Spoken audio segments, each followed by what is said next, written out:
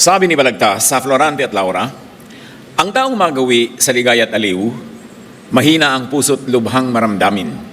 Inaakala pa lamang ang hilahil na daratni, di na matutunang bathin. Munting kahirapay, mamalakhing dala, dibdib palibhasay di gawing magbata. Ay bago sa mundo'y walang kisap mata, ang tao'y mayroong sukat ipagdusa. Napakalalim, pero mababaw naman talaga kung tutuusin. Madaling maintindihan. Dahil maraming pwedeng magbago sa buhay ng tao sa bawat sandali. Lugi ang hindi nag-practice mahirapan.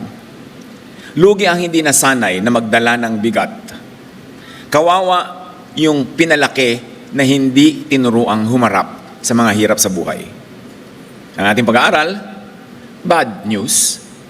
Turuan niyo po kami, Panginoon, na mag-review ng mga katuroang dati na naming alam.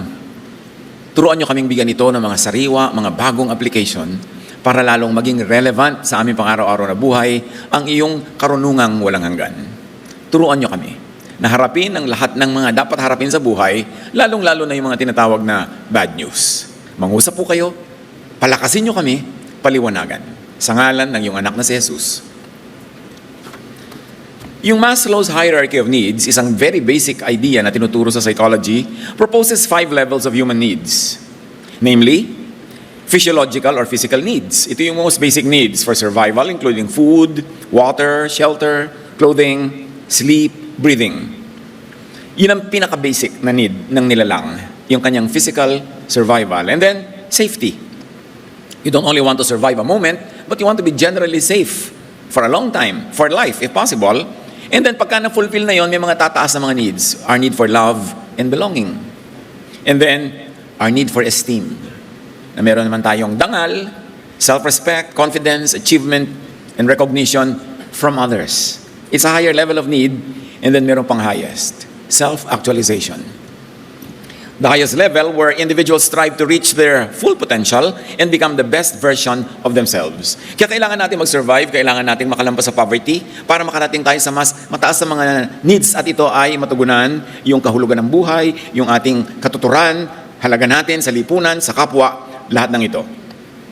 Meanwhile, bad news is mostly about loss or threats to loss, to having, to keeping, and enjoying any of these needs.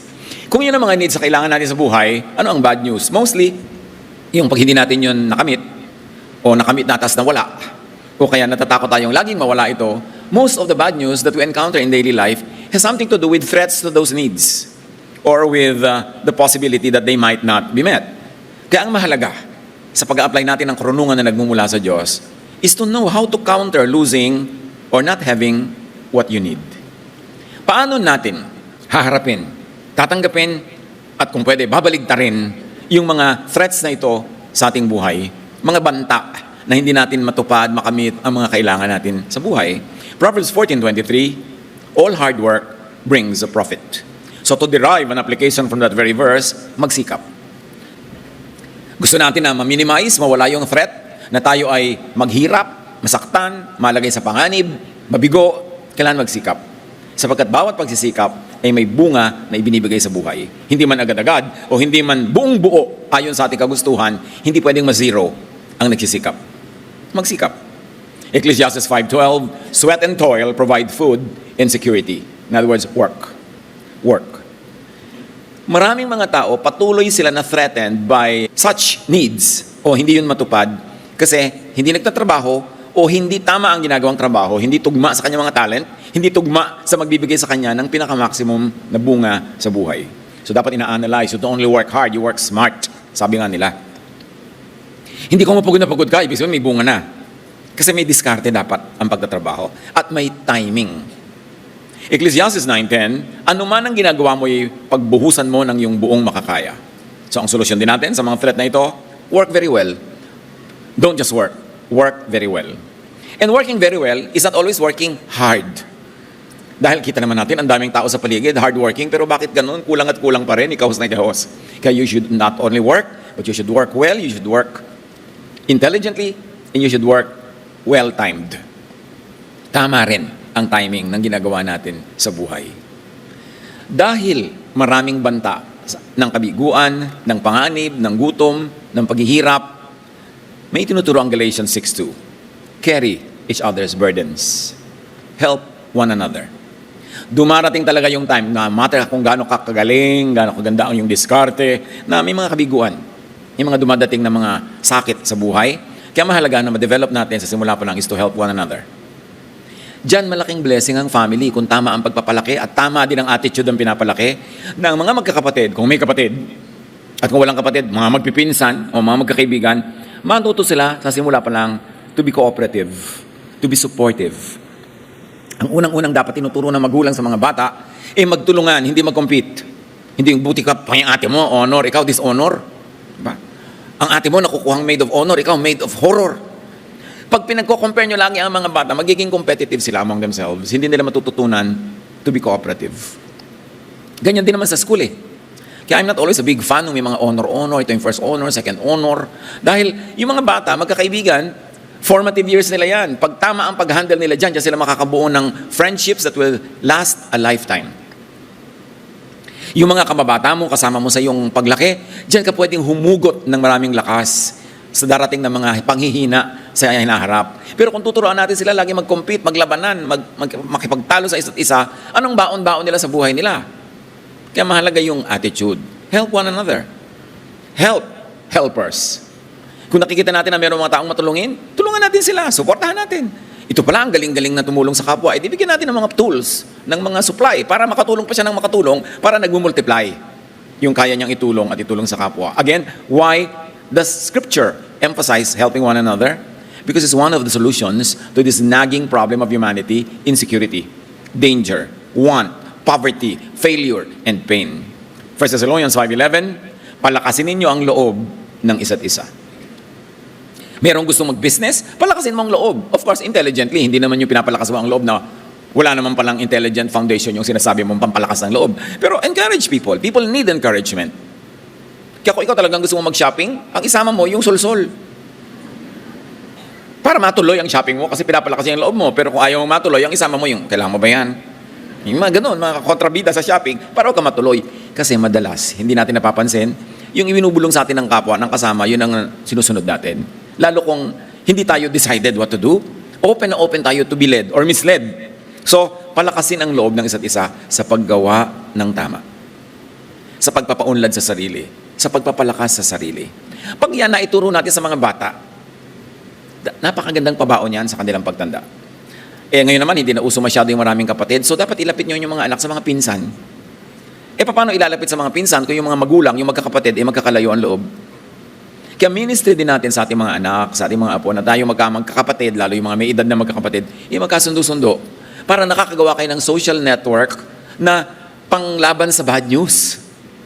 Kasi kahit naman ang buong planeta, pahirapan ka, awayin ka, galitin ka, pagka kayong magkakamag-anak na 20 nagkakasundo at nagkakatulungan, buo na yung munting mundo nyo. You will survive. It's important to raise children in an atmosphere that will teach them and help them to survive. How to counter losing or not having what you need? Romans 12:10, honor one another above yourselves. Be honorable. Ayaw mo na hindi ka pinapansin, gusto mo meron kang dangal, meron kang halaga, therefore be honorable. Be honor-worthy. Hindi yung hingi tayo ng hingi, hanap tayo ng very positive attention, positive review, pagkatapos hindi naman honorable yung mga pinaggagawa natin sa buhay. It cannot happen. But if we live honorably, honor will naturally come our way. It's the law of nature. Ecclesiastes 4:9-10, ang dalawa ay mabuti kaysa isa. Mas marami ang bunga ng anumang gagawin nila. Kapag nabuwal ang isa, maitatayo siya ng kanyang kasama. So mahalagang meron tayong kasama sa buhay. Partner sa trabaho, partner sa project, partner kahit sa pagsasaya, na may kasama ka sa mga tama mong ginagawa. At kung biniyayaan ka, meron kang partner sa buhay, edi lalong mabuti. Kaya dapat, isang malaking pang-contra sa bad news, palakasin ang partnership, patibayin, huwag pahinain. Lalo kung nag-asawa ka at lahat, nabigyan ka ng biyaya na nagkaroon ka ng mabuting asawa, every day, every week, every month, every year, patibayin nyo yung partnership na yon, hindi pahinain. Hindi kung kailan tumanda na kayo, ang dami-dami nyo nang nai-invest na emotion, time, talent, treasure sa relationship, doon nyo pa ngayon gigibain. Doon nyo pa pahihinain, doon pa kayo gagawa ng paraan para magalit, lumayo sa inyo ang inyong kasama. Sabi ng Ecclesiastes 4:9-10, mabuting may kasama, pag nabuwal kami, magtatayo sa'yo. Pero siyempre, importante, pag siya yung nabuwal, itatayo mo naman siya. Paano po pag sabay kaming nabuwal? Di mabuwal. Bihira na magsabay eh. Pero ang mahalaga, meron kang kasama sa buhay. But you know what it means? Alam natin yon. Be a good partner. Be a good companion. Be a good friend. Be a good relative. Yan ang insurance mo against bad news. Hindi lang yung mga policy na nakasulat sa papel na binabayaran buwan-buwan. Because loving relationships, family, friendships, yan ang ating social security na totoo. Mahalaga din na-develop natin yan at itinuturo natin sa mga bata. Not to be individualistic, but to be oriented sa grupo, sa tribo, sa pamilya, sa bayan, sa humanity, kung gusto nyong palakihin yun. Kaya napakaraming failure sa mundo, napakaraming hinagpis. Kasi ang mundo, laban-laban. Gera-gera, away-away, imbes mag-cooperate. Samantalang more could be achieved by cooperation than by competition. So keep friends and partners. Yung romantic partner, isa lang ha. Pero yung partner sa iba't ibang project sa buhay, mabuting meron. At turuan natin ang mga bata to be good friends, to be good relatives, and to be good partners. Huwag natin siya turuan laging manglamang, laging siya ang panalo, laging siya ang may uwi-uwi ng prize. Kasi ang karakter niya masisira pagka gano'n ang attitude niya. Hebrews 10:25, huwag nating kaligtaan ang pagdalo sa ating mga pagtitipon. Of course, this is in the context of the church, the fellowship. Huwag kaligtaan. I have seen it all. So more than 4 decades of ministry, I have seen how so many people survive very hard times dahil sila ay in the fellowship. Kung paano napakaraming dumadamay sa kanilang paghihirap, pagdurusa, kasakitan dahil sila ay nasa kapatiran at dahil sila ay nakikikapatid. Kaya napaka-importanting pahalagahan natin ang pagsasama-sama. Lahat ngayon kasi na-online na, online Bible study, online worship, online everything, pero hindi naman online yung tulungan. Siyempre, pwede ka mag-Gcash din, di ba? Pwede ka mag-online help. Pero iba yung meron kayong emotional investment in each other, magkakasama kayo sa saya, and sometimes sa dusa, sa hirap, dahil doon tumitibay ang mga samahan. Again, aside from family, it's your spiritual family that is your best social security. Magtulungan. Importante na meron kang fellowship. Kaya natin bin-breakdown ang ating pagkalaki-laking bulwagan na libu-libong mga tao ang dumadalo. Pero gano'ng karami na yung nakakausap mo, nakaka-fellowship, nakakapalagay ang loob, nakakasama ka sa kanilang mga celebration at sa kanilang mga luksa din naman at mga libing. Kaya natin ginawa yung ating mga mini bulwagan para yung malaking bulwagan ma-breakdown into smaller groups where people can actually grow in their fellowship in a smaller setting. And even these mga mini bulwagan, we have broken down into mga sambahay para may mga maliliit pang grupo, bahay-bahay. Meron din namang online kasi marami mga tao. Nasa malalayong lugar, itong Pilipinang to, kaysa isang Pilipinang nakatira sa isang village sa Norway, meron tayong mga online na mga fellowship. Para meron din naman siya kasama, karamay, maski online. Lahat ng yan ngayon, importante, hindi sila magkakalaban. They are all tools in trying to bring the fellowship to reachable levels. Bilang inyong pastor, ang gusto ko bawat isa sa atin, yung mga kapalangayang loob ng mga kapatiran. Meron kayong nasasamahan, may sumasama sa inyo. Pag nagkakasakit kayo, may mga dumadalaw naman. Kung gusto nyo lang dalaw. At kayo din naman, siyempre, dadalaw. Nagtutulungan tayo dahil maraming potential bad news sa buhay. Kaya dapat patibayin ang ating sistema para mas lalo tayo not only survive, but be triumphant amidst all of these challenges. It's important. Huwag kakaligtaan ang pagtitipon. Tiyakin nyo mga kapatid kayo, dumadalo kahit malamang meron kayong sa bahay, kahit isa. Kung hindi kayo talaga makapunta, may online na nga eh. Madali na rin gawin yan. Maganda, meron pang personal. Tapos, hindi lang kayo dito sa main bulwagan dumadalo. All other Sundays, ando kayo sa mga smaller bulwagans, we call mini bulwagan. Para bumababa yung level ng mga number ng mga kasamang tao, mas dumadaling makisalamuha. Nais kong makita kayo na ganun. Kasi gusto ko, pagka kayo ay nagkakaroon ng mga hirap sa buhay, may mga karamay.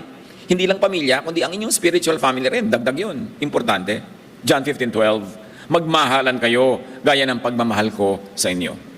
At itong pagmamahalan na to, daig pa ang social security. Paghandaan din kung sakaling ang mga ito ay hindi makamit o mawala.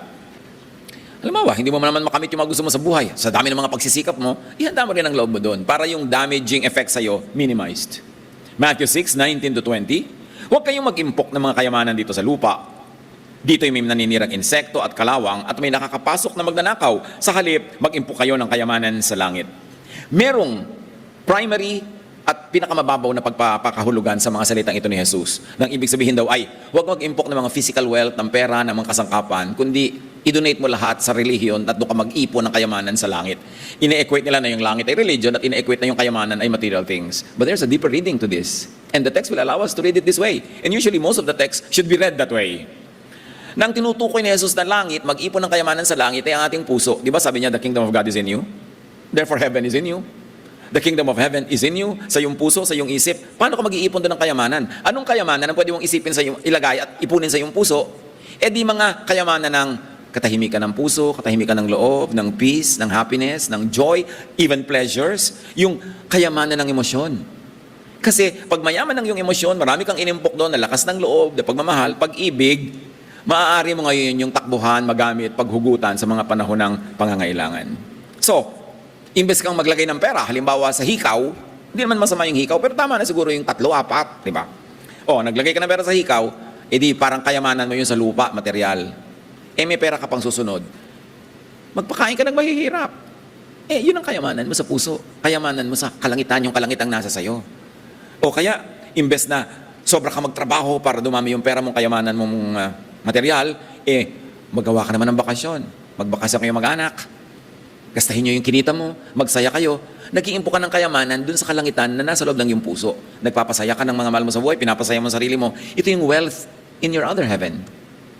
Kaya dapat binabasa natin ito sa ganung mas malalim na paraan para hindi tayo malimit lamang doon sa mga religious agenda na lagi na nating nakalakihan at pinapaulit-ulit. Maraming layers ang pagbabasa ng scripture. Parang kakanin na sapin-sapin. Maraming layers yan. Importante nating ma-appreciate. So, material, spiritual, and emotional wealth could be lost. All of that, material or emotional. So, dapat handa. Prepare your heart and your mind for the possibility of losing things. How can you prepare yourself for days of sadness na pwedeng dumating? Habang kaya mong pasayahin ang puso mo at puso ng mga tao sa paligid mo, gawin mo yon. Para pag dumating yung lungkot, may mawi-withdraw kang happiness sa account at matapos kang nag-withdraw doon, ang balance mo, happiness pa rin. Punuin mo ang iyong emosyon, ang iyong isip na magagandang bagay, mabubuting bagay, para pag may mga dumadating na hindi mabuti ayon sa iyong panlasa, mag-withdraw ka na lang doon at may natira pa.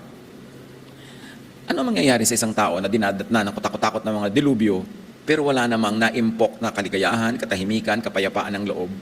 Saan siya mag-withdraw? Kaya may mga nagbe-breakdown. Kaya marunong din tayo dapat makiramdam. Ang dami ng pinagdaanan nitong taong to, sobrang hirap na ang dinanas. Pahirapan mo pa ngayon. Yung pagkakalitan mo pa, pahirapan mo pa ng loob. Didisiplinahin mo pa, hindi naman panahon ng disiplina, kundi panahon ng pag-aaruga. So ano nangyayari? Maraming mga tao na talagang nababasag. Kasi wala nang mapagkukuhanan.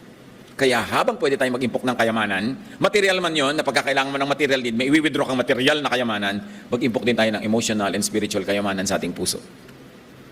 Habang kaya natin. At yung talagang comparison, na huwag ka lang sa lupa mag-invest, kundi doon sa langit, yung mga pera mo, kung mapapasama ang mga relasyon mo, mapapaaway ka, huwag na lang, huwag mong i-invest sa material wealth, i-invest mo sa happiness, sa peace, sa kapayapaan, sa katahimikan. Yun ang put your money in heaven. Huwag magulat. Huwag unprepared pag dumadating ang bad news na so-called. Dahil part talaga yan ng buhay. Paghandaan lang. At maglaan sa ating puso at isip ng puwang para sa mga pwedeng dumating na hindi natin gusto pero kailangan tanggapin dahil yon ang dumarating. Dapat handa. 1 Timothy 6:7, "For we brought nothing into the world and we can take nothing out of it. So don't be too attached." Natural lang iwanan ng lahat at natural lang sometimes na maiwan ka. Dumarating. Proverbs 23 verse 5, "Sapagkat madaling mawala ang kayamanan or kahit tao, ito'y simbilis ng agila sa paglipad sa kalawakan." So do not get too attached. Sa bagay o sa tao, don't get too attached. Sa Panginoon ka mag-attach ng todo-todo dahil yun ang hindi nawawala. Siya ang hindi nawawala. Ecclesiastes 5:10, "Whoever loves money never has enough. Whoever loves wealth is never satisfied with their income." So, love people. Use money to love people. Don't love money and use people to love money. Huwag baligtarin. Dahil yung kapayapaan, yung katahimikan, yung wealth in heaven, nandun sa pagmamahal sa kapwa. And a healthy level of detachment from material things. Practice, rehearse to live with very little of and even without things or even people. Yung mahal na mahal mo ang isang tao, lalo yung mga mag-asawa dyan, nagigising ka ng 2:00 ng umaga, tinitingnan mo yung asawa mo, tuwan-tuwa ka, nandyan siya, Pero di ba may takot ka rin na makabigla siya sa makabilang buhay. Yan ang number one na bigat ng puso ng nagmamahal, yung takot na mawala yung minamahal. Pero alam naman natin talagang nawawala tayo sa mundong ito. Pero lumilipat tayo sa kabila. Kaya ang ganda nga sa Tagalog yan sumakabilang buhay. Pastor, namatay na po pala. Sumakabilang buhay. Ay, sumakabilang buhay na po pala ang nanay ko. Okay, tamo, di masaya ka pa. Dahil sumakabilang buhay na, pumunta na sa Panginoon. Yung sabi mong namatay, malungkot naman yung word. Kasi meron man tayong eternal life. Namamatay yung katawan, pero hindi yung espiritu. So dapat, no matter how attached you are to someone, mag-iwan ka ng puwang na darating ang panahon, siya o ikaw ay mauunang kukuhanin. So, ihanda mo ang loob mo doon. Hindi mo yun gusto, pero alam mong nangyayari yun. So dapat meron kang paghahanda. Para pag dumating, hindi shock. Hindi naman talaga nauubos yung shock na yan. Meron talaga at meron. Pero at least, hindi yung to the point na nagiba ka. Dapat may paghahanda. Handa ka na may tao dyan, handa ka rin na wala ka. Nakasama. Handa ka na mayroong mga kayamanan. At kahit ayaw mo, pwedeng handa rin ang kalooban mo kung mabawasan ito. O, in extreme cases, mawala. Tulad ng nangyari kay Job. Philippians 4:11-12. Alam ko kung paano maghikahos. Alam ko rin kung paano managana. Natutunan ko na ang sikreto kung paano masyahan sa anumang kalagayan sa buhay. Yan ang taong secure. Yan ang taong hindi kayang gibain ng bad news. Kasi pinaghandaan, nakalaan ang kalooban, at lalo na kung may practice. Kaya isa sa mga pinakamatalinong pagpapalaki ng mga bata, practicein silang mahirapan. Napapansin nyo ba, especially kung may edad-edad na kayo, at marami na kayong range of time to study people, most often, not always, ang mas mabubuting anak, yung mga laki sa hirap. Kasi sanay sila, alam nilang ibig sabihin ng mahirapan, therefore meron silang sensitive spirit. Pero pag pinalaki mo sa sarap, minsan yun namang hindi marunong tumanaw. Minsan yun ang insensitive. Kaya kailangan may practice. Kahit kayo may mga batalyon-batalyon na house staff, bibigyan nyo ang mga bata ng household work. At huwag nyo sabihin household chores, parang negative agad Sabi nyo, household pleasures. Anak, anong household pleasure mo ngayon? Maghugas po ng plato. Wow, sige, enjoy it. Kahit hindi kailangan dahil may ibang gagawa, hindi kailangan ng bahay nyo, pero kailangan ng bata na meron siyang duties. Meron siyang pananagutan. Meron yung napakalaking bahagi sa character development. Tingnan ninyo yung maraming mga lumaking hindi naghugas ng plato. Hindi naman lahat pero tingnan nyo, bunga. Importante na gumagawa ang tao. Siyempre, hindi lang naman paghugas ng plato pinag-uusapan natin. Mga pananagutan sa buhay. Strengthen, fortify your heart and mind, palakasin at ihanda ang loob. Kahit nagsa-enjoy kayo mga anak nyo, may bakasyon kayo, meron kayong tour, o kumakain kayo na masarap, lagi nyo silang gawing sensitive to others. Yung ang sarap na kinakain nyo sa restaurant, tapos makikita ng mga anak nyo na ino-order nyo ng pauwing pagkain yung waiter. Bawa, matanong mo yung waiter, anong paborito pagkain ng mga anak mo, ng asawa mo? Among mga pagkain dito sa mesa, ay yung pong ganyan. Tapos o-order ka, take out, yung pala para sa kanya.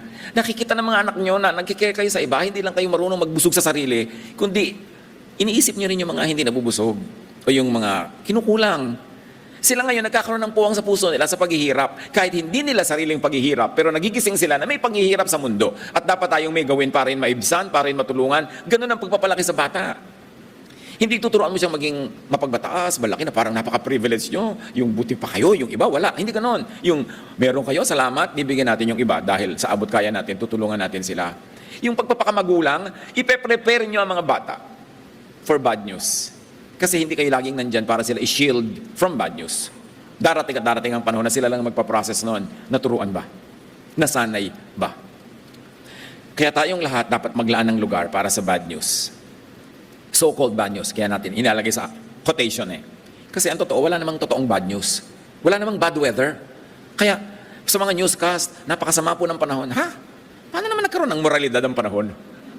Ba't hindi naman sabihin malakas po ang hangin, malakas ang agos, anong sabihin masungit po ang panahon? Binibigyan mo ng ganong human qualities yung panahon, hindi na judge mo tuloy. May magandang panahon, may masamang panahon. Lahat ng panahon galing sa Diyos. Kahit kayo mga kidlat-kidlat dyan, nire-recharge yung mga electron sa hangin, kailangan natin yan. Kaya din naman nagkakaroon ng mga flash floods kasi sinasabi ng nature, hoy, huwag kayo magtirahan dito sa gilang ilog para sa akin to. Lumayo kayo, aanurin kayo. We should take the warning. O bumabagyo, edi anong masama doon? Kaya lang kuminsan nagtitirahan tayo sa mga hindi dapat tirahan, inaanod tuloy tayo ng mga baha, naguguhuan tayo ng mga bundok. Kasi dapat tayo na sa lugar. Sasabihin ng iba, madaling sabihin niya pag may pera ka, oo nga pero kung wala ka ng pera, doon ka patitira dito, ting babaka na lang, apektado ka. Lagi ka na lamang nagpapagawa, lagi ka nagpapaayos. Kaya we should learn. Ang nagtataka ko dito sa ating bayan, hindi naman nauubos ang bagyo. Halos maraming bagyo, taon-taon. Ba't hindi tayo mag-develop ng architecture na bagay sa bagyo? Tulad ng mga bahay sa Batanes. Tapos sadly, marami pang old structure sa Batanes na iba na nagiging modern. Storm resistant nga yung structure nila eh. Yung lagi dinadaanan ng bagyo, ba't yun at yung pa rin ang bubong? Lagi tuloy dililipad. Ba't hindi natin ito ibahin? Ba't gawin tayo mga building codes na resistant sa storm? Napakahalaga. Pagkatapos gumawa tayo ng mga evacuation center, sige, pero basketball court, walang banyo. Gagawa ka dapat ng mga evacuation center, maraming banyo, maraming kusina, para pwede magluto yung mga tao doon, magbanyo, maging komportable. Dahil anong gagawin nila sa buhay nila? Kaya ayaw tuloy tumuroy sa mga evacuation centers, ayaw iwan yung bahay nila kahit inaanod na. Kasi ano yung pupuntahan? Hindi naman talaga handa. Dapat tayong matuto para yung bad news mamitigate, mapaliit natin yung negative effects sa buhay natin. And we can begin with our own individual houses. Gawing storm resistant, lalo kung dinadaanan kayo ng bagyo. At nung araw naman, yung hindi dinadaanan, ngayon dinadaanan na eh. Nag-iiba-iba. Tapos sabi, ay, nagagalit ang Diyos. Paano nagalit ang Diyos? So nagagalit ako sa inyo, ilulubog ko kayo sa baha. Ganon. Anong uri ng pagpapakilala sa Diyos yun? The planet is fixing itself, adjusting to all the happenings. Napakaraming beses na yung mga yellow sa North and South Pole natunaw, nabuo. Kaya lang, ngayon lang tayo ngayon nandito para natin makita. Pero all throughout time, balik-balik lang yan. Sabi ni Solomon, nothing is new under the sun. Everything that happens now has happened, and it will happen again. Paulit-ulit. Cycles, natural cycles. Ang trabaho natin to mitigate the bad news, adjust. Respect nature. Huwag yung magpapakasal po kami sa June. Tag-ulan yan, iha. Ipag-pray po natin hindi umulan. Ikaw na lang mag-pray. Itinakda na nga ng Diyos yung tag-ulan, papakailan mo ko pa yung Diyos. Ba't hindi mo nila iba yung schedule mo? Tag-ulan, inaasahan na magsasakang uulan dahil yung bukid dito tuyo, gusto lang magtanim. Ikakasal ka lang, gusto mong ipahinto ang weather? Nangyari na sa atin yan, ipinagpipilitan talaga. Yung, eto na, umuulan na 2 days before, 1 day before. So, tanong yung ikakasal ko, ipapasok ko sa loob yung venue kasi ito mang bride, gusto pa sa gubat. Tag-ulan. Eto na, day of the wedding, umuulan pa rin sa umaga, tik-tik na ulan. Alam nyo, yung maliit na ulan na hindi titigil yan. Tawagan nyo, ilipat na sa venue habang may oras. Ayaw pa rin, pag-pray pareho. So, huwag kayo mag-pray. Yan nyo siya. Siya nagpilit eh. Bakit natin sasabihin sa inyo, huwag nyo pong paulanin? Yung mga farmer nagpipray, paulanin nyo na po. Di ganon. 1 hour before the wedding, ayaw pa rin. Ayaw tumigil ang ulan, so wala na silang oras. Inilipat na lang sa loob nung may bubong na kung ano-anong gulo-gulo. Kasi bakit ka lalaban sa panahon? Tapos tatawagin mong bad weather, bad timing ka. Yun ang dapat mong isipin dyan. Kaya napakalaki sa akin yung issue yung pag may magpapakasal, tapos tag-ulan, meron pa tabig dagat. Dumadating yung bride, akala mo vinta yung belo niya, dahil tinatangay sa Diyos ko, huwag niyo po tangayin itong babae ito sa hangin. Dahil ang lakas, ang laki-laki ng belo. So, bakit ganun? Kailangan mag-adjust ka para minimize ang bad news. Kailangan handa tayo. So, huwag na tayong maunang sumuong sa panganib, tapos magpe-pray tayo habang nandun na sa panganib, natanggalin yung panganib. Quietly, peacefully, tanggapin ang bad news bago pa man ito dumating. Kaya nga kahit na yung mga wedding plans, kasi iba na ngayon yung weather, medyo erratic, di ba? Naiiba kasi yung schedule na eh. Maganda ka, lalo kung mga garden wedding na pwedeng umulan o humangin during your wedding. So, magpagawa ka ng trahe de bodang kapote para weatherproof ang ating event. Yung sapatos mo, bota ang isuot mo para kahit ano tuloy. Alam nyo, naranasan ko na yan, mga bride, mga bridesmaid, tumutusok ang mga heels nila sa putik. Ang hirap-hirap bunutin. Hanggang ang nangyari, talagang nagyapak na lang sila. Meron pa, and I'm sad to even tell you this, but it happens para maiwasan nyo, kayong mga maarting bride. May babae pag gumulong pababa ng hagdan yung bride. Kasi gusto pa niya matarik na hagdan ng lalakaran niya para yung belo niya maganda ang laglag. Siya ang nalaglag. So, sasabihin nyo, bad news. Kailangan makisama ka sa kalikasan. Philippians 4:6-7. Huwag kayong mabalisa tungkol sa anumang bagay at ang kapayapaan ng Diyos na hindi kayang maunawaan ng tao ang siyang mag-iingat sa inyong puso at pag-iisip dahil sa inyong pakikipag-isa kay Kristo. At yung pakikipag-isa na yun kay Kristo, kasama na yung pakikipag-isa sa nature. Kasi ang Diyos naman ang lumikha ng nature eh. So ibagay mo rin yung okasyon mo, yung bahay mo, sa lugar, sa weather, sa panahon. 2 Timothy 1:7, For God has not given us a spirit of fear, but of power, And the spirit of power entails having a spirit of wisdom. Kasi pag wise ang ginagawa mo, you are standing on solid ground, you have power. How to be spiritually powerful? Sinasabi ng mga pag-aaral, limit exposure to negativity. Excessive exposure to negative news can be detrimental to your mental health, according to researchers, at nandiyan yung reference sa taas blue. So, reducing negative stimuli can improve overall well-being. Kaya mag-ingat-ingat kayo sa social media. Mag-ingat-ingat tayo sa lahat ng online kasi ang dami diyang negativity. Sobrang dami. Magbasa ka lang ng comment, may ang gandang nangyari. Yung mga comment, puro negative, malulungkot ka eh. Pag nagbasa ka, magagalit ka, may inis ka, o magtitirintas ka. Nakatingin ka sa langit. Kahit nasa loob ka ng kwarto. Kasi nga, ang daming negative. Bawas-bawasan nyo ang pagpasok ng negative ideas sa inyong isip. Ideas of anger, of criticism, of gloating over people's failure, of chismis, of celebrating scandals, tanggalin nyo yan sa buhay nyo. Kasi may effect yan. May effect. Hindi nyo lang kuminsan laging napapansin. Now, why prepare? Because people could be lost. Kuminsan, sila mismo ang umaalis. Minsan naman, sila ang kinukuha ng tadhana. In any case, dapat meron tayong paghahanda sa ganyan. Ecclesiastes 3:1-2. Ang lahat sa mundong ito ay may kanya-kanyang panahon. May kanya-kanyang oras. Ang panahon ng pagsilang at panahon ng pagkamatay. Dapat handa din tayo, kahit man lang sa kaloob-looban ng ating isip, sa ganong posibilidad. Because things like that happen. How to prepare for bad news? Prepare your heart and your mind to eventually lose people. Whether they leave us intentionally or they are taken away. Prepare your heart and mind to possibly lose people earlier than anticipated. Kaya mahalaga, mahalin mo na ngayon kasi hindi ka sure na nandyan ka pa bukas para mahalin siya o nandyan pa siya bukas para tanggapin ang pagmamahal mo. So gawin mo na ngayon para hindi ka regretful pag nangyari. Isa sa mga pinakamabibigat na damdamin pag mayroong yumao sa makabilang buhay, yung may regret ka, na iniisip-isip mo, you could have done more, you could have loved more, you could have taken care of the person, tapos wala ka na magagawa, yun ang mabigat. Iiwas nyo ang inyong mga sarili sa ganong pagsisisi. Gawin nyo na ang lahat ng pwedeng gawin para kung dumating ang panahon na siya ay kinuha na sa makabilang buhay, malungkot ka lang dahil alam mismo, pero wala kang daladalang pagsisisi. Ngayon, kung mga nangyari na o nawala na, nagsisisi ka ngayon, ano pang magagawa mo ay wala na, so move on at magmahal ka na lang ng ibang nandyan pa. Doon ka na lang bumawi para ka makabawi. Apply this your own way kung paano ihahanda ang puso. John 16:22, now is your time of grief, but I will see you again, sabi ni Jesus, and you will rejoice, and no one will take away your joy. And the beautiful thing about eternal life is that those who are in the Lord are kasama sa usapang ito. So yun ang pinakamagandang paghahanda. Maghanda tayo sa kabilang buhay, manalig kay Jesus, tanggapin ang kanyang mga katuroan, ipamuhay ito, umibig sa kapwa, and then, when you are taken away, meet your God face to face. Yun ang importanteng nagpapatining ng ating loob, nagpapatahimik ng ating puso. 1 Thessalonians 4:13, nais naming malaman ninyo ang katotohanan tungkol sa mga namatay na upang hindi kayo magdalamhati tulad ng mga taong walang pag-asa.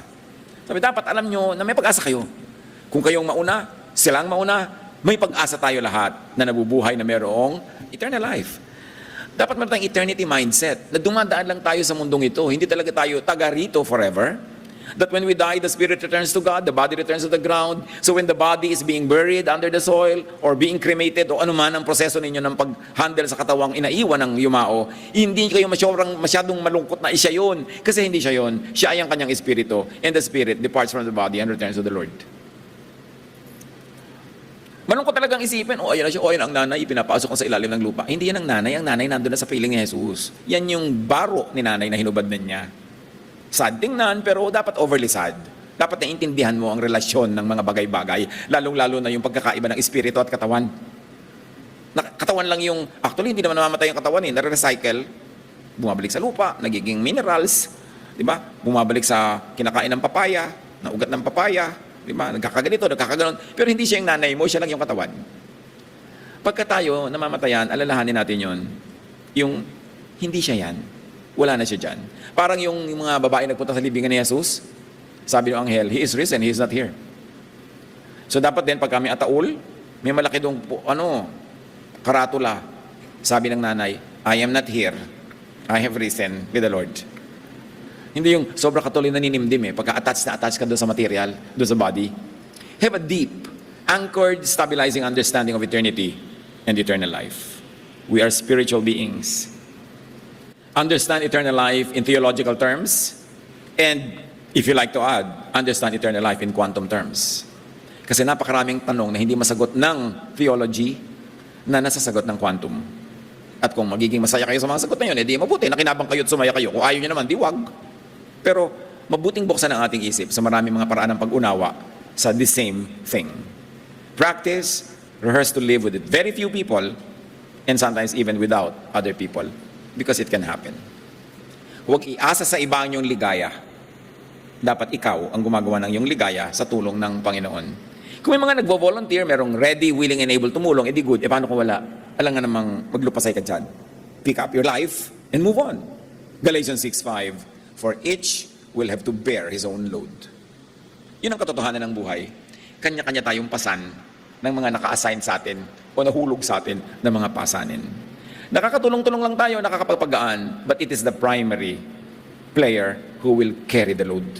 So dapat ihanda natin ating loob at ihanda natin ang loob ng ating mga anak, mga apo, para hindi sila gumuho pag nagdala sila ng load. Spending time with friends and family is one of the most effective coping strategies sa bad news. Kaya yung mga lamayan, yung may mga lamay dyan, may wake dyan, I prefer to see a lot of socialization ng mga pumupunta doon. Less religious services. Kasi puro religious services, oras-oras, araw-araw, gabi-gabi. Yun din naman nang yun matidinig mo, wala naman bago, may bago ba? When you heard 3 or 5 funeral messages, you've heard them all. Recycle lang lahat. Tapos yung iba pa darating, ay, may service, mamaya na tayo bumalik. Kasi ano nila dumalo? O kaya, uy, may service na, alisan na tayo, baka tayo abutan, mahaba yan. No? Takbuhan na yung mga tao. Kung ang lamay yung mga kwentuhan, nagkikita-kita kayo ng mga magkakamag-anak, mga magkakaibigan, yun ang meron talagang relief, yun ang meron talagang comfort, yun ang meron talagang therapy. Kaya lagi kong sinasuggest, pag dumadating ako sa mga lamay, makikialam ako ha. Sige po, pastor. Pastor ka kasi, pag pinapayagan ka makialam. Pagharap-harapin niya mga silya na yan, huwag magkakatalikuran. Pagharap-harapin niya ang row 1 and row 2, row 3 and row 4, para yung mga uupo dyan, nagkukwento, ang hirap-hirap ka, lumingo, nakikipagkwento ka, nakaganon ka, di ba, gano'n sa mga punerarya. So, even the architecture and even the arrangement of the chairs will affect your coping. Lahat tayo siyempre namatayan, nakakaroon tayo ng comfort na pag-usapan yung mga buhay natin together with the departed or among ourselves. So we should encourage a lot of that sa mga funerals. At kung minsan mga kapatid, kahit ako, di ba sabi ko yung mga bad news, yung mga sadness, i-minimize. I'm 70. I have seen enough funerals. Marami na ako nailibing. Marami na akong na-officiate ang mga libing, mga lamay, mga ganyan. Dami-dami ko na dinalang lungkot. Kaya ngayon, as much as possible, I say, graduate na ako sa mga lungkot overload, so excuse na muna ako sa lamayan.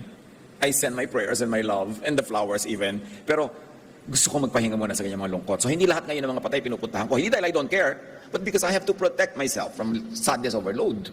Kakalibing ko lang ng isa kahapon, may libing na naman, meron uli bukas. I mean, it will find a way of affecting people, no matter how religious you are. Kaya kailangan pinaprotect mo rin ang sarili mo sa ganung mga bagay. Kaya uunawain nyo rin yung mga kapwa. Na kung minsan ayaw na nilang tumingin doon sa kabaong, kasi nakakalungkot. O kaya sabi mo, ay, bakit nangingitim yung kuko? Yung kung ano-ano pa pag-uusapan ng mga nakatingin doon eh. Kaya yung iba ayaw nalang tumingin, huwag nyo nang pinili, tingnan mo ang nanay, hug mo si nanay. Huwag na, kung ayaw tumingin, hayaan nyo, kasi may kanya-kanya tayong paraan ng coping eh. And prevention of too much overload. Napakaraming pasanin sa buhay. Dapat nating mamaster yung pagpapagaan. Hindi lang ng dala natin, kundi ng dala ng kapwa. So, mahalaga, lalo sa mga difficult times, have company. Which of course teach us to make and keep friends. You cannot make old friends. You can only keep them or lose them. Isang napakalaking kamalian to quarrel with old friends. Makipagkasira with old friends because hindi ka na pwedeng gumawa ng old friend dahil hindi mo na pwedeng ibalik ang panahon. Pwede ka magsimula ngayon ng new friendships pero it will take 10-20 years para masabing old friend. Buhay ka pa noon, pagdating noon, nawa. So, huwag tayo makikipagkagalit sa mga old friends, magpalampas, magpatawad sa mga, lalo ka mag-anak, kapatid. Yan ang oldest friend mo, yung kapatid mo. Sabay kayong lumaki, pagkatapos siya pa yung number 1 mong kaaway na mortal. Dahil ang dami niyong ginawa against each other sa habang panahon. So lahat ng dapat yan, malampasan natin. para lumakas ang ating loob, ang ating damdamin in processing the many bad news that may still come yet.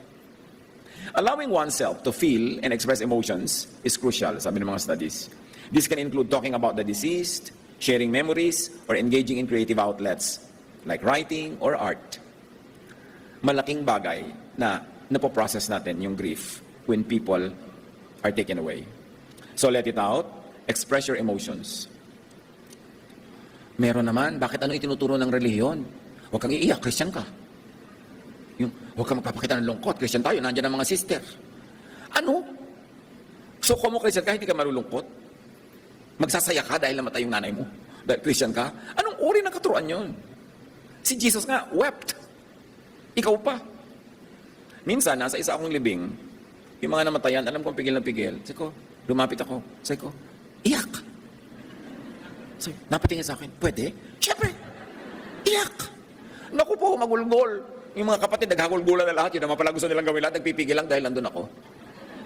Imagine, nandun ka, yung mga tao, pipigilin ang emosyon nila dahil huhusgahan mo sila na makasalanan, mahina ang espiritualidad. What religion damages? Diba? That kind of humanity. Weep if you have to weep. Because Ecclesiastes says there's a time to rejoice and a time to weep. So let it out, express your emotions. Studies also say that engaging in activities that honor the memory of a loved one can be therapeutic. Kaya mga iba nagtatayo ng mga foundation, nagaganyan, gumagawa ng mga pang-alala sa mga yumao. Prestige, honor, and all those high-sounding things could be lost. That could be bad news if you are not ready. Prepare your heart and mind for the possibility of not having, or not even receiving, or losing prestige, honor, importance. Kung nagkatikim ka ng konting prestige, konting honor, tapos wala, edi sa pasalamat ka, at least naranasan mo. Kung hindi mo pa nararanasan, edi handa mo sarili mo, gawin mo deserving ang sarili mo, at kung hindi mo pa rin maranasan, maghintay ka. Pero dapat hindi mo siya sobrang pahalagahan. Luke 14:8-9, turo ni Jesus, kapag inanyayahan ka sa isang kasalan, huwag kang uupo agad sa upuang pandangal. Baka may inanyayahan mas kilala kaysa sa'yo. Baka lapitan ka ng nag-anyaya sa inyong dalawa at sabihin sa'yo, maaari bang ibigay mong upuan yan sa taong ito? Sa gayon, mapapahiya ka at doon ka uupo sa pinakaabang upuan. So, huwag mong bigyan yung sarili mo ng halaga. Hayaan mong iba magbigay nun. Para hindi ka napapahiya kung hindi ka suportahan sa iyong self-glory. And do not get too attached to prestige. Icing lang yan. Hindi yan yung cake.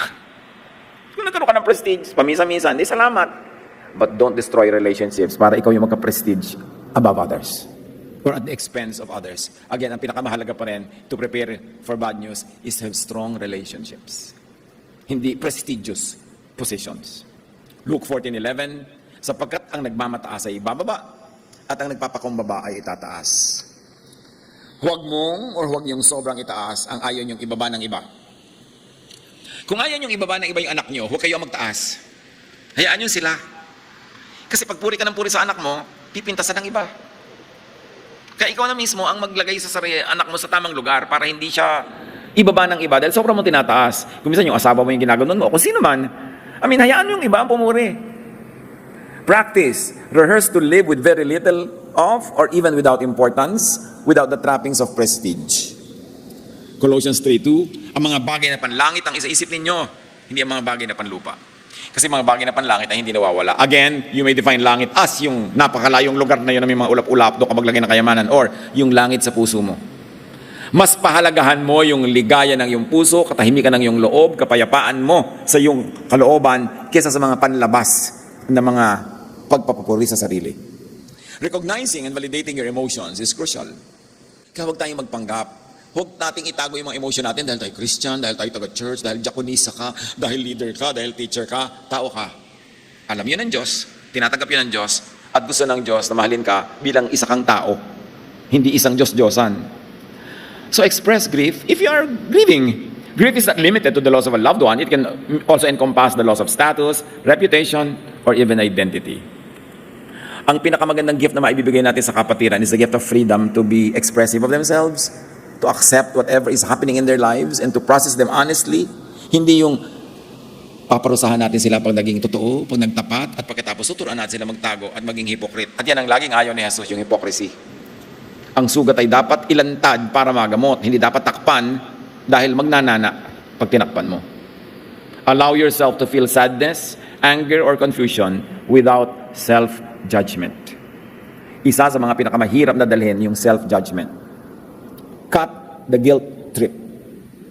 Kaya nga ang mga remedyo dyan ni Jesus, one, is to forgive you. O di, forgiven na. Zero balance. Hindi mo na kailangan mag-guilty. And then to restore you, and to help you change for the better or for the best, lalong mawawala ng space yung guilt.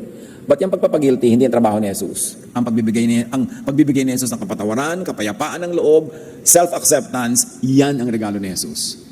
Guilt tripping, yan ang hampas ng mga Pharisees sa kanilang mga followers.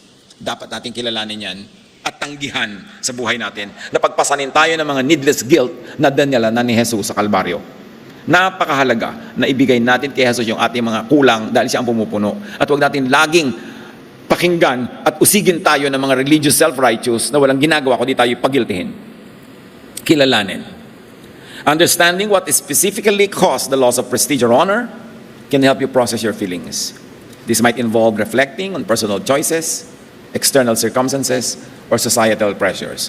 Sa maliit at malaking bagay, nakakaranas ang marami sa atin ng ganito, loss of prestige. Kahit kapraso yung prestige na yun, nangyayari pa rin yun. So dapat, handa tayo doon para hindi tayo sobrang nakakalog. Now, how to prepare for bad news? According to Francisco Baltasar, doon tayo nagsimula, doon tayo magwakas. Galing sa Florante at Laura. Paano ihahanda ang sarili, lalo ang mga bata, sa maraming dagok ng buhay, sa maraming challenges at possible hirap? Sabi niya, pag-ibig anak ko yaking nakilala, di dapat palakhin ang bata sa saya. So ang tunay na pag-ibig sa anak ay hindi pag-spoil na lagi na lang siya masaya. At sa katuwa ay kapag namihasa, kung lumaki walang hihinting ginhawa. Pag sobrang sanay, sa saya lang, hindi yan magiging comfortable pagdating ng araw kasi hindi siya equipped. Sapagkat ang mundo'y bayan ng hinagpis, mamamaya'y sukat tibayan ng dibdib. Ang laki sa tuway walang pagtitiis, anong ilalaban sa dahas ng sakit. Ano nga naman, wala kang inoculation. Wala kang preparation for infection, so ang dali-dali mong ma-infect. Sabi ng Proverbs 13:24, the one who loves their children is careful to discipline them. In Proverbs 22:6, start children off on the way they should go, and even when they are old, they will not turn from it. Sanayin na ang bata sa maganda niyang lalakaran, at paglaki niya, kahit hindi ka na kumibo, hindi ka na magnag dyan, instilled na sa kanya yon. Yun ang magaganap. Kung lumihis man konti, pero may siyang major trajectory na naituro mo na nung bata pa. Sabi pa ni Balagtas, ang context kasi ng tula na ito ni Balagtas, si Florante, batang prince na ipinapadala sa boarding school in a faraway kingdom. Ayaw ni Florante, dahil spoiled siya sa kanilang palasyo, prinsipe siya doon, lahat ng gusto niya nangyayari. Sabi ng tatay niya, hindi ganyan. Ipe-prepare kita sa tunay na buhay, so ipapadala kita sa malayo para ka matuto. Ang taong magawi sa ligaya at aliw, mahina ang puso't lubhang maramdamin. Inaakala pa lamang ang hilahil na darat may di na matutunang bathin. Hebrews 12:11, no discipline seems pleasant at the time, but painful. Later on, however, it produces a harvest of righteousness and peace for those who have been trained by it. Patuloy ng Florante at Laura, yun daw bata na lumalaki sa sobrang sarap, para ng halamang lumaki sa tubig, dahoy nalalanta, munting di madilig. Ikinaluluoy ang sandaling init, ganyan din ang pusong sa tuway maniig. Matthew 13:6, but when the sun came up, the plants were scorched, and they withered because they had no root. Siyempre, yung water plant nakababad sa tubig, konting matuyo yung tubig, tuyo na rin siya. Ang bata rin na nakababad sa saya, sa ginhawa, konting hirap, luoy na. Munting kahirapay, mamalaking dala. Oo nga naman, ina-exaggerate nila, konting hirap, sobra na, hindi na kaya. Dibdib palibhasa, hindi gawang magbata. Ay, bago sa mundo'y walang kisap mata, ang tao'y mayroong sukat ipagdusa, kaya dapat ready ka. Every turn, there's a possibility of bad news. Ang laki sa layaw, karaniway hubad sa bait at muni. Sa hatol ay salat. Masaklap ang bunga ng maling paglingap, habag ng magulang sa irog na anak. Proverbs 19:18, discipline your children, for in that there is hope. Do not be a willing party to their death. Sa taguring bunso't likong pagmamahal, ang isinasama ng batay nunukal or bubukal, mag-spring. Ang iba'y marahil sa kapabayaan ng dapat magturong tamad na magulang. Proverbs 23:13-14, do not withhold discipline from a child. If you punish them with a rod, they will not die. Punish them with a rod and save them from death. Proverbs 22:15, likas sa mga bata ang pagiging pilyo, ngunit sa pamamagitan ng palo, sila'y matututo. Philippians 4:19, at buhat sa hindi mauubos na kayamanan ng Diyos, ibibigay niya ang lahat ng inyong kailangan sa pamamagitan ni Kristo Jesus. Bad news? Do not worry. Because God cares. God knows and God loves. Matthew 6:25-26. Sabi ni Jesus, huwag kayong mabalisa tungkol sa inyong kakainin at sa inyong iinumin upang kayo'y mabuhay o kaya tungkol sa susuotin ng inyong katawan. Hindi ba't ang buhay ay higit na mahalaga kaysa pagkain at ang katawan kaysa damit? Mas ninyo ang mga ibon, hindi sila nagtatanim, ni umaaniman o kaya nagtitipon sa kamalig, ngunit pinapakain sila ng inyong Ama na nasa langit. Hindi ba't higit kayong mahalaga kaysa sa mga ito? Turuan niyo po kami, Ama, to live triumphantly with power, with energy that comes from you, not in fear and not with fear. Turuan niyo po kami, Panginoon, na kung dumarating yung tinatawag na bad news, ay buong katapangan, buong kalakasan naming maharap at maprocess. At bago dumating yan, ihanda namin ang aming loob, ihanda namin ang loob na aming kapwa, para kung sakaling datnan kami ng mga ganitong bagay, kami matibay, kami handa, at kami ay mananaig. Pagbulay-bulayan natin mga kapatid ang lahat ng ito na ating diniscuss, tumahimik ang lahat sa presensya ng Diyos, at isipin kung saan-saang bahagi ng ating buhay tayo dapat pang magdagdag ng paghahanda sa ating kalooban, at maging sa physical preparations para hindi tayo nakakalog ng mga nangyayari sa ating paligid. Ama namin sa langit, patuloy niyo po kaming dagdagan ng kaliwanagan at karunungan para mai-apply sa buhay ang mga bagay na ito. Be at peace with the Lord. Spend your time in silent reflection.